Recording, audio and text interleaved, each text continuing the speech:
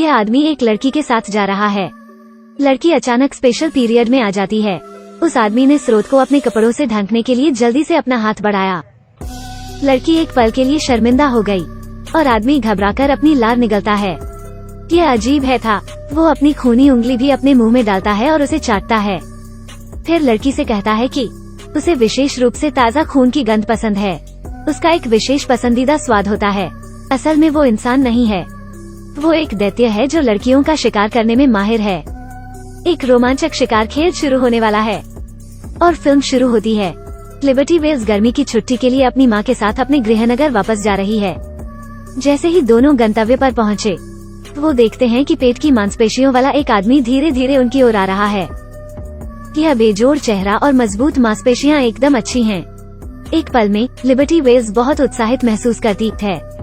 बातचीत से वो जानती है कि वो उसकी माँ के नए प्रेमी जॉन हैं। यह केवल लिप्पी को हैरान करता है कि एक आदर्श आदमी क्यों अधेड़ उम्र की महिला से प्यार करता है। लिप्पी, जो ईर्ष्यालु और हृदय विदारक है, तुरंत जॉन की उत्पत्ति पर सवाल उठाने लगती है। उसे पता चलता है कि वो एक वैज्ञानिक है। वो आसपास के जलीय जानवरों पर शोध कर रहा है। उनका मुख्य कार्य इन प्राणियों को विकासवादी उन्नयन करना है ताकि वो बदलते परिवेश के अनुकूल हो सके। माँ और बेटी दोनों बहुत गंभीरता से नहीं सुनते। जरा उसके मजबूत शरीर को ध्यान से देखिए। बाद में उस रात लिब्बी रसोई में जाती है और वो जोर से यौन कराह सुनती है। वो देखने जाती है। जॉन अचानक कमरे से बाहर आता है। सौभाग्य से लिप्पी की आंखें तेज हैं और उसके पैर भी तेज हैं और वो पल भर में बिस्तर पर चली जाती है। ग्रामीण इलाकों में खाली समय अनिवार्य रूप से थोड़ा उबाऊ होता है। लिप्पी समय बिताने के लिए कुछ पत्थर इकट्ठा करती है। इस समय एक छोटा सेंटीपीड सीधे उसके हाथ को काटता है। जॉन उसके छोटे से हाथ को सावधानी से देखने में मदद करता है।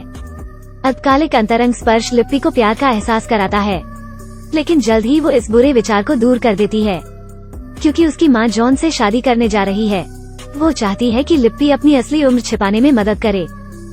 वो 45 साल की है, लेकिन उसने जॉन को बताया कि वो केवल 33 साल की है।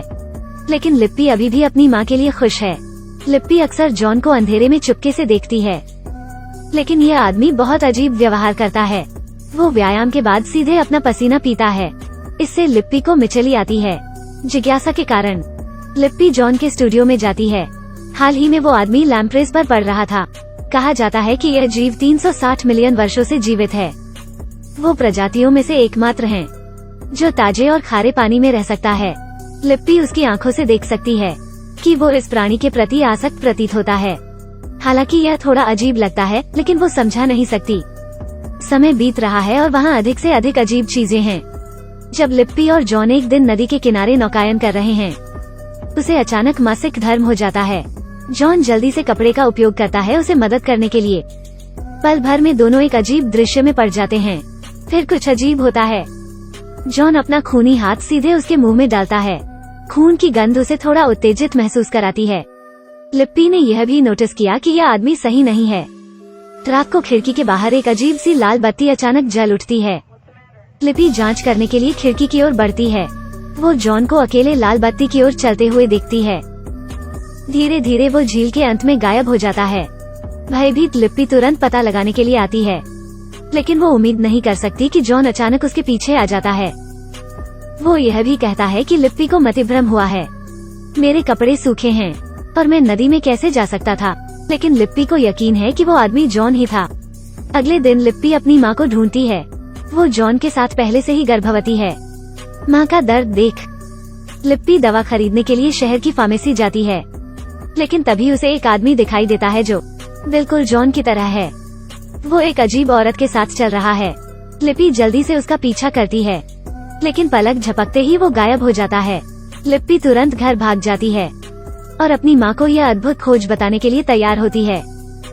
वो हैरान है कि जॉन फिर से कमरे में दिखाई देता है, लेकिन यह कैसे संभव है? क्या यह जुड़वा हो सकता है? लिप्पी हैरान है। वो सोचती है कि जॉन के पीछे कोई गुप्त रहस्य होना चाहिए। अंत में लिप्पी अपनी माँ को जॉन की अजीब गतिविधियों के बारे में बताती है, लेकिन जब वो प्यार में होती है तो माँ उसकी बात नहीं सुनती।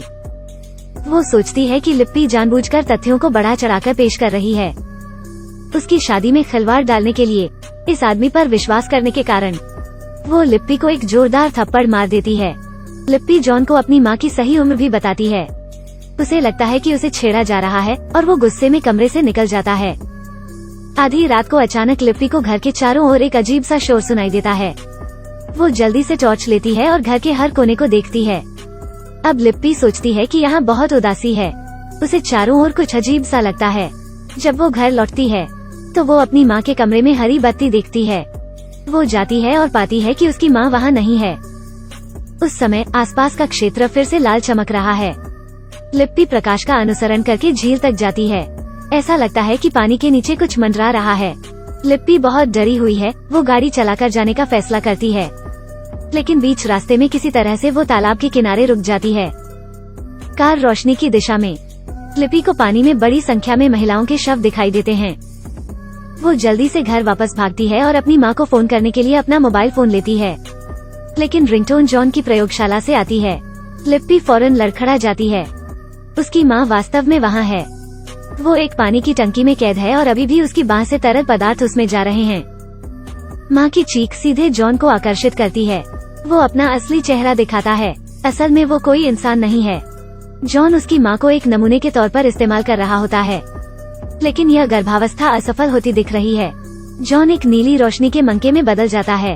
प्रचार से पुनर्प्राप्त राक्षस द्वारा न खाए जाने के लिए लिप्पी जल्दी से फोन उठाती है और पुलिस को फोन करती है। अप्रत्याशित रूप से वहाँ एक सिग्नल जैमर है। लिप्पी को कुल्हाड़ी मिलती है। इसके ठीक बाद वो इस जैमर को टुकड़ों में तोड़ देती है, लेकिन जब वो कॉल कर रही होती है, जॉन अचानक उसके सामने आ जाता है। वो अजीब शक्ति के साथ पैदा हुआ है। वो सिर्फ एक हाथ से लिप्पी को आसानी से उठा लेता है, फिर मुंह से जाल निकालता है। इस स्वादिष्टता का स्वाद लें। लिप्पी अपनी माँ की तरह बनने वाली है। इस उलझन के समय जॉन के शरीर पर लिप्पी रासायनिक बोतलों को फेंकती है।